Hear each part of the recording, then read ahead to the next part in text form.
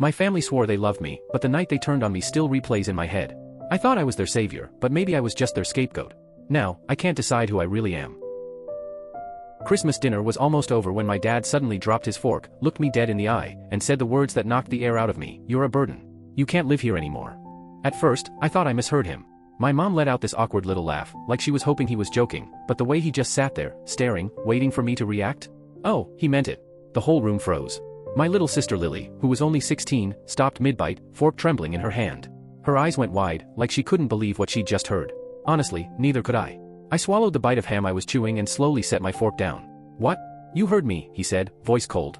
"You've overstayed your welcome. It's time for you to move out." I just sat there, stunned. I was 23, working full-time. Sure, I could have moved out before. But I stayed because they needed me. I was the one paying the electric bill, the internet, the groceries most weeks, basically everything. Dad hadn't worked in years, and Mom only had a part-time job. Without me, the lights wouldn't even be on in that house. And now suddenly, I was the burden? Mom tried to break the tension. "Maybe we should talk about this later." But Dad cut her off. "No. This is my house, and I make the rules. He's done here."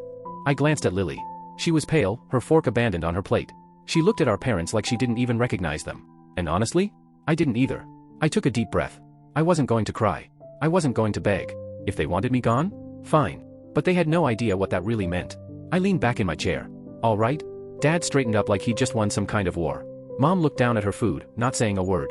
Maybe she was in shock, or maybe she just didn't care.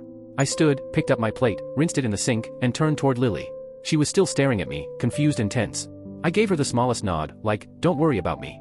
She was the only one at that table I still cared about. Dad sipped his drink like nothing had happened. Mom picked at her mashed potatoes. Lily's lips parted like she wanted to speak, but she stayed silent. I didn't stick around for the rest of dinner. I walked straight to my room, shut the door, and started packing. Why waste time trying to understand their twisted logic? If they wanted me gone, then I was gone. But that also meant they were about to lose everything I had been holding together for them. And I wasn't going to warn them. As I stuffed clothes into my bag, I could hear their voices downstairs. Mom's was shaky. Dad's was firm, like he was trying to convince her. Bits and pieces floated up. "He's old enough. We can handle it. He should have moved out years ago." An hour later, there was a knock on my door. It was Lily. She slipped inside, her eyes red like she'd been crying. "What the hell was that?" she whispered. I shoved my laptop into my bag. "I don't know. But I'm leaving tomorrow." Her head shook violently. "That's insane. You pay for everything. They can't even afford food without you." I zipped up my bag. "Not my problem anymore." She bit her lip hard, trying not to cry again. "Where are you even going?" "I'll figure it out." Truth was, I had some savings. Not a ton, but enough to land somewhere temporary. Maybe crash with a friend until I found my own place. I wasn't worried. I'd be fine. They wouldn't. Lily hesitated, then whispered, "Can I?" She cut herself off, but I knew exactly